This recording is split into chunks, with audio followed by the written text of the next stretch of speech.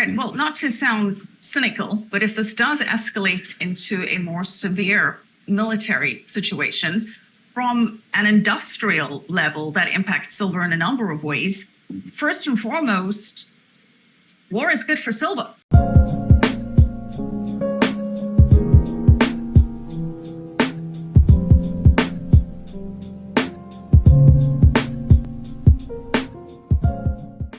That was Michelle McCory from Kitco News interviewing Keith Newmar from First Majestic Silver. She mentions, is war good for silver? And her point is because one single Tomahawk missile uses 500 ounces of silver.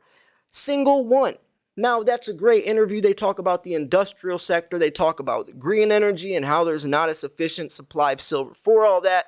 But I wanted to bring that section up because it's really a different angle to look at silver demand and just the silver shortage in general, just to look at even from the war, silver is being needed at crazy percentages. And silver demand this year forecast to increase 5%. 5%.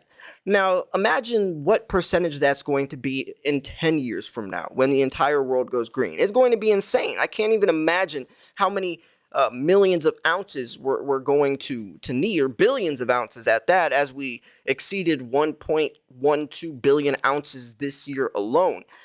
So I wanted to show that, and we're going to look a little deeper into that interview. But first, I want to say something. Imagine just being a subscriber of this channel and winning an ounce of silver.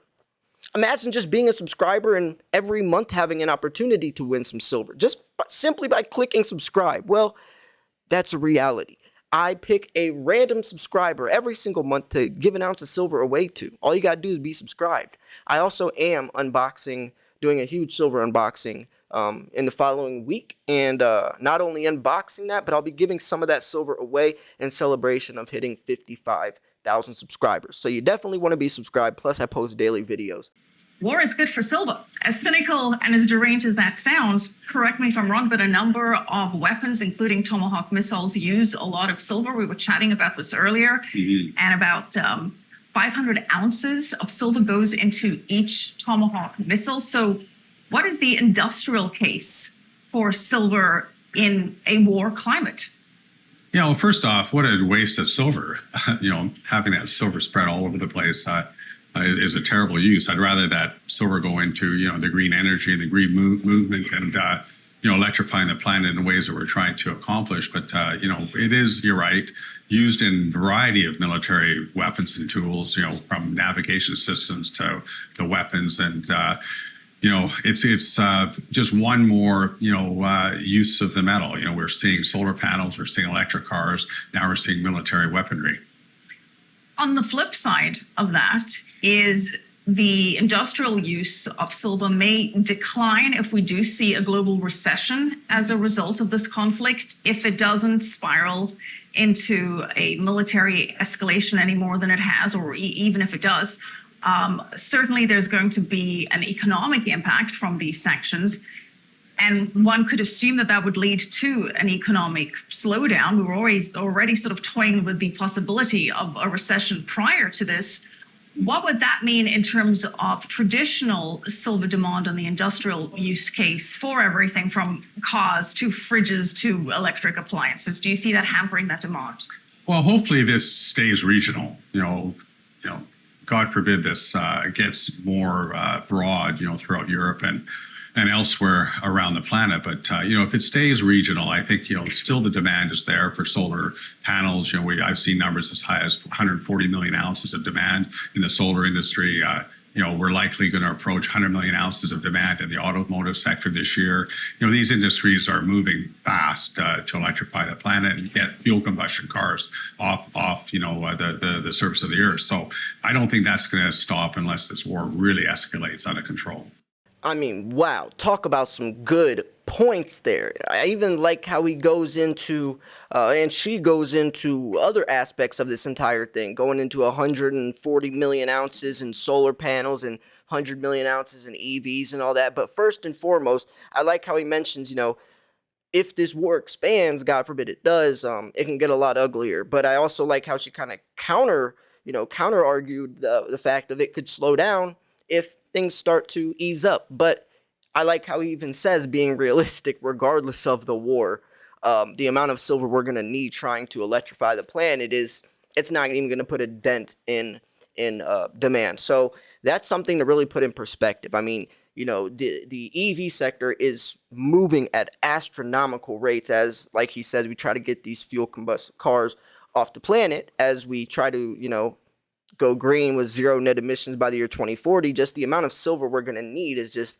it's unrealistic. I mean, it's just unrealistic to try to keep up with that type of demand with the current production, or even what our capabilities of silver production are at the moment, meaning we'll have to find other alternatives, given my opinion on that. But regardless, it's interesting to look at. And if, like he says, other parts of Europe try to get involved, I mean, 500 ounces of silver in each Tomahawk missile, like he said, what a waste of silver. I mean, wow, that's insane. And plus, it's not only just used for the missiles, it's, everything, right? Everything needs silver.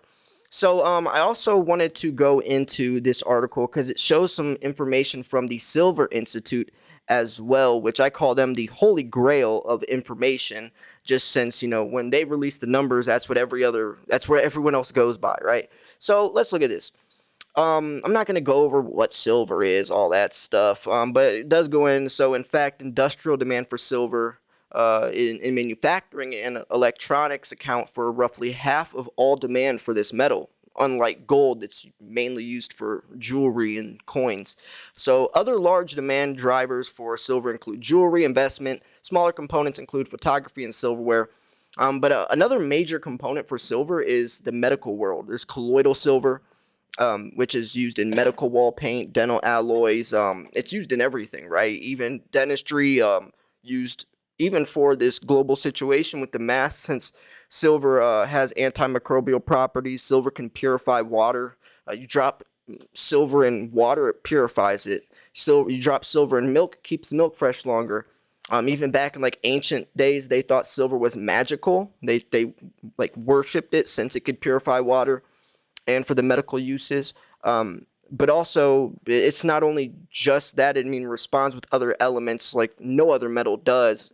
But mainly, right? Mainly, it's the most highly conductive metal for thermal conductivity and electricity. Like nothing can perform as well as silver does, as we see as we move forwards. And I don't think people realize that severity of the case of the supply deficit. And once they do, natural price will come to the surface. But anyways, increasing industrial demand is a factor behind larger silver demand, or the demand factor is behind a larger silver demand for 2022. As we said, it increased 5%. But remember, 2021 hit a 6-year high, 1.05 billion ounces. Rising demand in every single category pushed silver usage higher last year. And imagine like in 5-10 years from now, since most automobile companies are just now going electric. I mean, every day you hear a new company announcing it. I think Volvo was the newest one I heard, but just imagine like in 10 years from now, if it's over 1 billion ounces this year, and we haven't even really started the green revolution, it's just the beginning. Just imagine by then 4 billion ounces more. I mean, it's going to be insane. We could barely keep up with that demand in today's time. It's not just the investment sector either. It's not just coins. We're talking about a much bigger scale. So if you aren't familiar with some of the many uses for silver, and by the way, let me pause right there. Just to put in perspective how much bigger of a scale we're talking about, the U.S. Mint produces around 13 million ounces per year, and demand exceeded 1 billion ounces, right? The investment sector is a very small portion, unlike gold, where gold is mainly coins and bars and jewelry, right? Gold's a monetary metal. Silver is an industrial metal and a monetary metal, but it's uncomparable.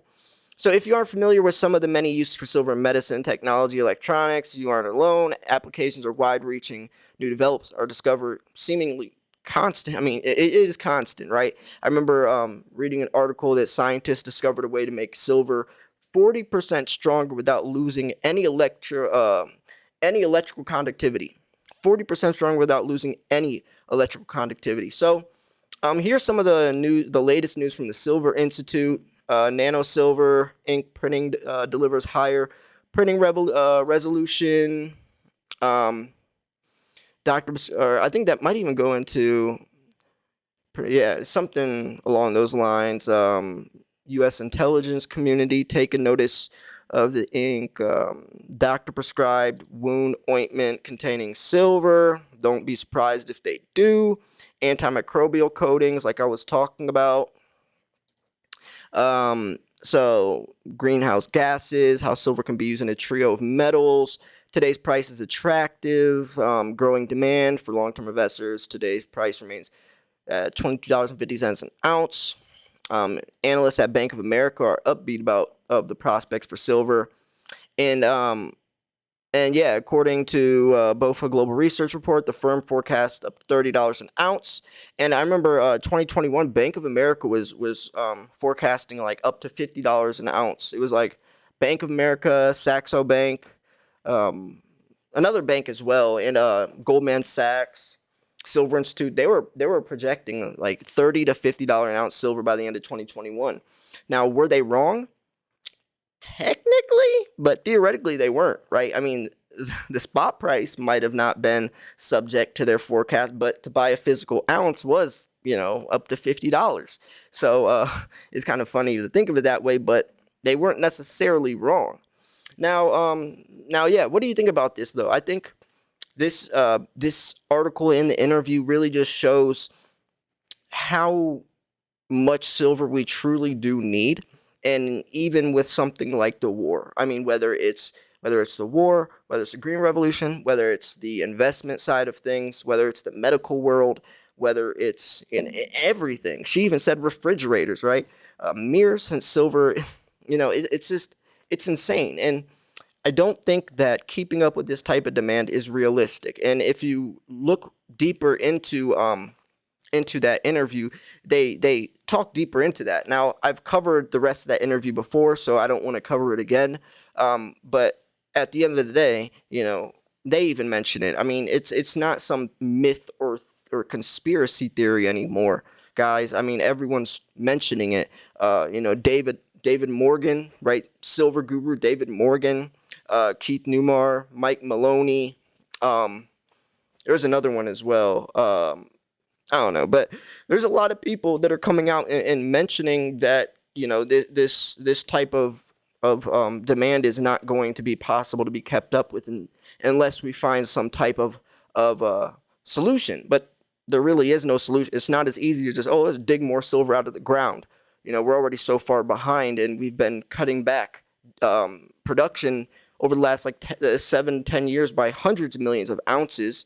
So it's just not a situation that's going to end pretty. I mean, yes, a nice paycheck, a nice payday for us pushes the price up, but at what cost? The aftermath is going to be detrimental to the economy. So anyways, yeah, I'm curious what you think about this video.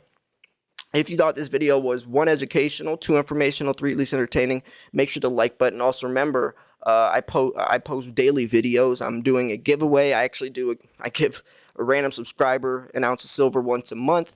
I just picked this month's winner in my latest video, so go check that out. I've been covering a lot of content about billionaires that have been buying silver and giving their reasoning. Warren Buffett, and also Jim Rogers. Some very well-known, wealthy people that see silver's true value and potential. But also, mainly, I'm just trying to make a lot of good content, user engaging. I'm thinking about making some type of silver stacking trivia game show where we could do like a Zoom call or something. I live stream, bring on some contestants, some of you guys, obviously my subscribers, ask you some questions. Whoever gets the most right wins some silver. I think that'd be really cool. We also have the Silver Stacking podcast, trying to record more episodes for that. TJ, my co-host, has a new job. He's becoming a CFA, chartered financial analyst, and his job is very demanding. I mean, very demanding. So it's hard to get in time slots for both of us, especially since, I'm a single father and I have my daughter. It's hard, but we're still making it work. We still post podcasts, episodes. We posted one about a week and a half ago, so go check that out. So yeah, a lot of fun stuff's happening. Let me know what you think about this interview, though. I will post the link to the interview, the full interview with Kitco News and Keith Newmar in the description if you want to check that out as well. So yeah, and this article will be in there as well. So yeah, what do you think about all this? Let me know. I would love to hear your thoughts. I'd love for you guys participate and comment down below as well. Thanks for tuning in. This is Silver Slayer. I'll see you guys soon. Peace.